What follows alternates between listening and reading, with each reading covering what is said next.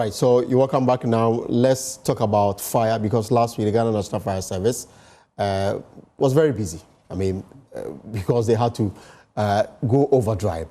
Now, the service and the Ghana Immigration Service, they've launched a manhunt for a Chinese national on the run, suspected of starting a fire that destroyed a warehouse at Lartebiokoshie here in Accra. And so, yeah, so what you are seeing is, footage from last week's fire disaster that destroyed an entire warehouse at Lartebiokoshie. And it took days for the Ghana National Fire Service to finally bring it under control.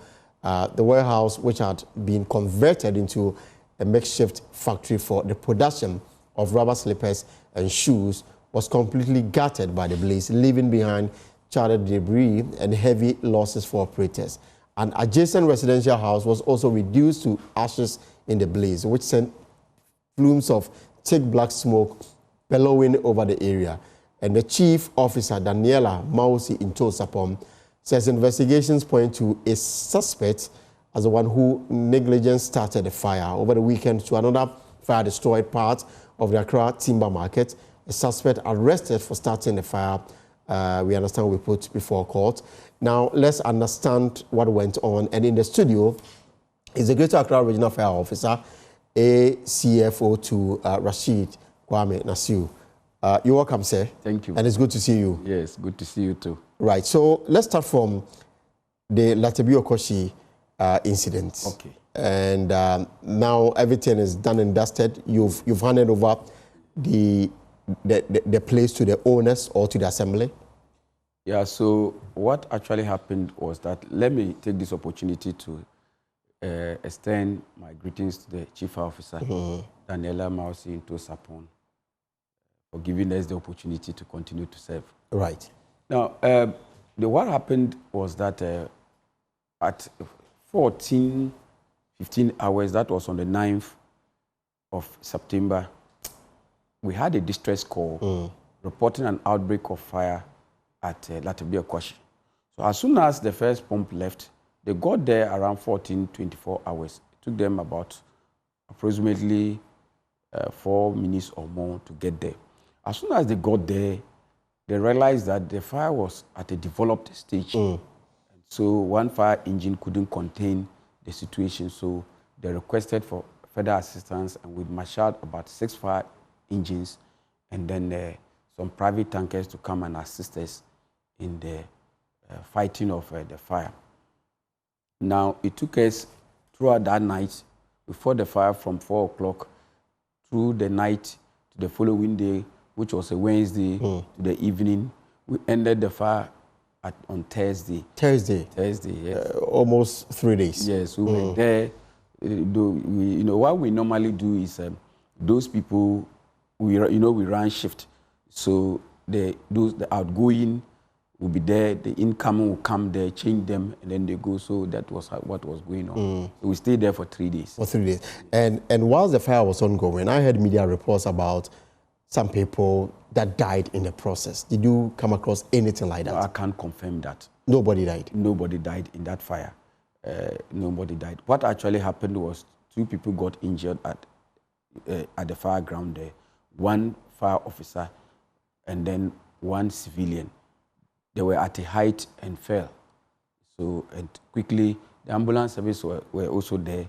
They took care of the injured people, then later transferred them to the Kolibu Teaching Hospital. So nobody was consumed in the fire? Nobody was consumed. And this Chinese that you've labeled as a suspect, how did you come to that conclusion that it was his cigarette that started the fire? No, normally what we do is that when there is an outbreak of fire, because of gathering of information, we disguise firemen and women, put them among the people to come out with information, and that was our preliminary findings. That the gentleman, the expatriate, smoked, had a piece of cigar, finished and put it in the dustbin. That is where the fire started. That's where the fire started. And this person, where is he? At the moment, we can't trace them. I was told that they had bolted and gone into hiding. He's run away because he understands that he may have caused the fire. You know, the thing is that where they were using as a warehouse, it's not a warehouse. Okay. It's somebody's home facility. They've converted into a warehouse. Converted to a warehouse. Normally, when you want to have a warehouse and you come, the drawings will give you specification about the thickness of the walls, fire-resistant walls, fire-resistant materials that you should use. You talk about the suppression systems that you should put in place, the detection systems that you should put in place. So all these things are things that when you come and say that I want to construct a warehouse, we'll give you specifications and give you what to do. Go ahead, inspect it. When we are satisfied with what you have done, at least if you have about 80% of what we have recommended, we give you a permit and go ahead and give you a certificate. So because they knew these things, they never went through all these processes, they just voted. But the assembly exists. The assembly cannot say that they didn't know that such a facility existed and was in the process of producing, goods. Because I'm sure they took their money almost every year. Maybe since it is the assembly matter now, you cannot go into it. So as we speak, you don't even know where the suspect is hiding. And you said that you are working with the immigration office. So yes, the chief fire officer is in touch with the Director General of the Ghana Immigration Service. Right. He has made other officers to call me. We've had series of meetings. We had meeting on that issue. I wouldn't like to disclose everything because they are in charge of this expatriate to look for who has the permit to stay in this country, and they will also be looking at whether whatever they are doing has fire permits, whether they've been given the permission to do what they are here. Somebody has whispered into our ears that they have about 40 of such facilities around Lartebiokoshie. Around just Lartebiokoshie? Yes, I'm told 40. Some are even factories producing. And I'm guessing that this person worked with this factory that went down in the fire. Sure. And then on Saturday, the timber market too, same negligence. Yeah, so on Saturday too, it dawned around 01:17 hours. Same distress calls were placed to the Fire Master Control reporting an outbreak of fire at timber market.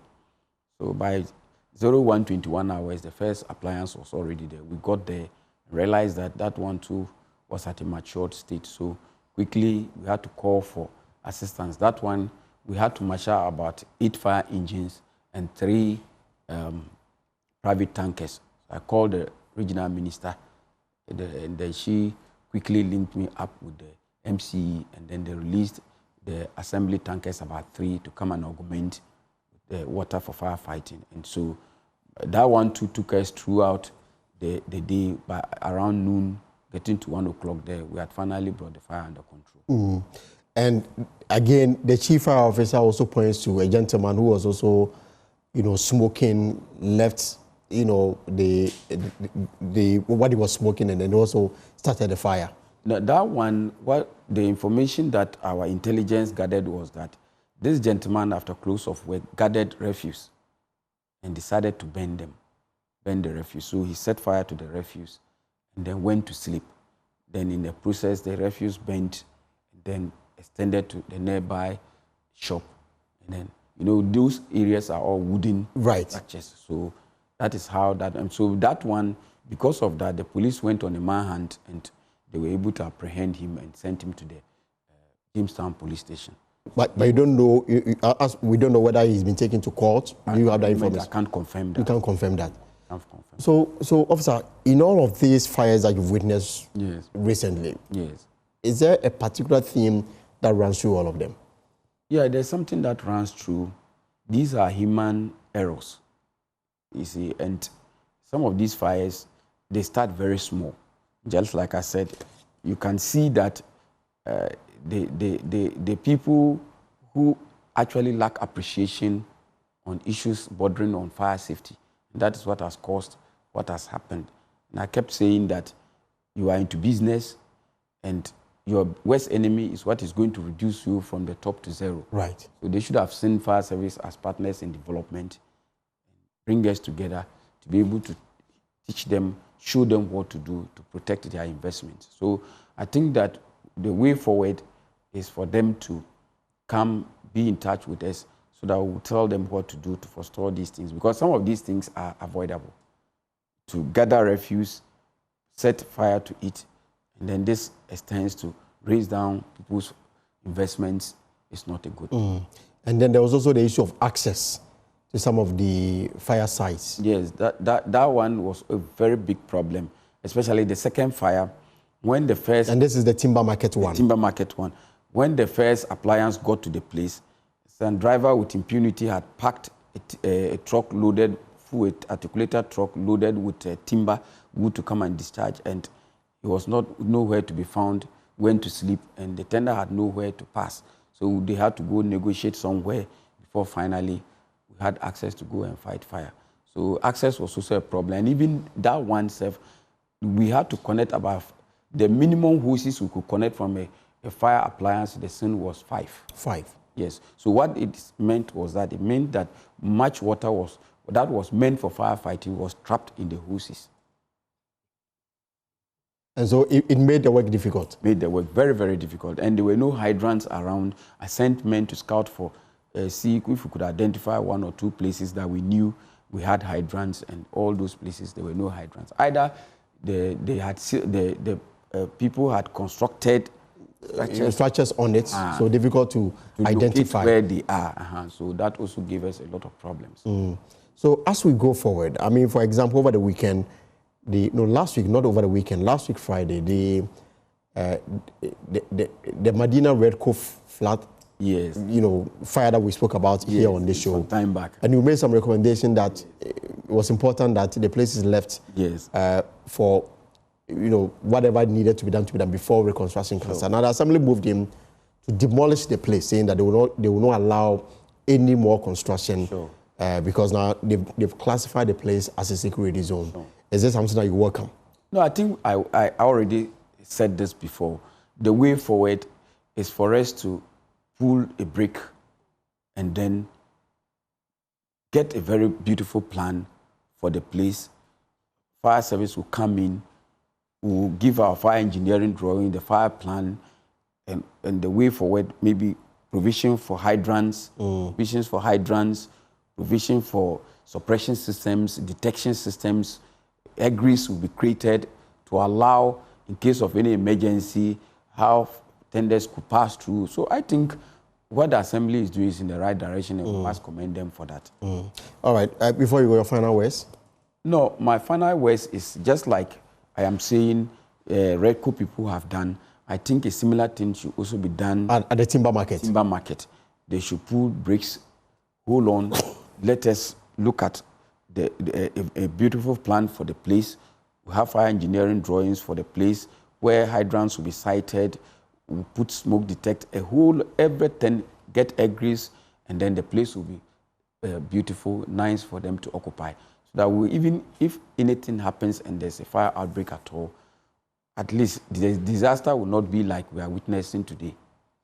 But I'm curious to know, I mean, so now that you have established that this factory that got destroyed by fire, they don't have fire certificates and all those things. Are you now, investigating other such facilities in the enclave to establish whether they have, and if they don't, what would be your recommendation? Yeah, so that is the whole thing about the collaboration with the Ghana Immigration Service. That is the whole thing about the collaboration with Ghana Immigration Service, so that when we go there and we realize that you are turning somebody's home to a factory and you don't have, because there is no way you are turning a house to a factory and you have requisite permit to do such. Absolutely. Nobody is going to approve of you turning your bedroom or a hall into a factory. That is not accepted anywhere. So then that is the reason why we are zooming on them. And then we make sure that the right things are done. But in this regard, you also need the assembly. Yeah, we are not going to do this alone. We are not going to the MCE for the area. I'm in touch with him. We are going to do this together. Because even the topography, they know the topography better. And so we can rely on them to help us with the topography, with maybe information on where, even this afternoon, since yesterday and the day before yesterday, I have been receiving information on where some of these people are And even people now in the area are now seeing that they are living with a risk. Right. So most are now volunteering information on where these things are. All right. Greater Accra Regional Fire Commander, thank you so much for coming through. Thank you, my brother. I appreciate your presence very much. And of course, and that's the Greater Accra Regional Fire Officer. Folks, we'll leave it here for now. Tomorrow we will be heavy in the Ashanti Regional Capital, Kumasi, where Asante Man is paying their farewell to the Asante Hima, the late Asante Man who passed on. And the burial service, or better still, the body is now in state. Sorry, it started yesterday, and it will end on Thursday, where they will have the final traditional burial at the Royal Mausoleum at Bremen in the Ashanti region. We'll bring you more in tomorrow's edition of the show. But that's our show. For more, so log on to our website, myjoyonline.com. Whatever you are up to in the hours ahead, I hope it's profitable. My name is Elton Roby. Have a good evening and take care.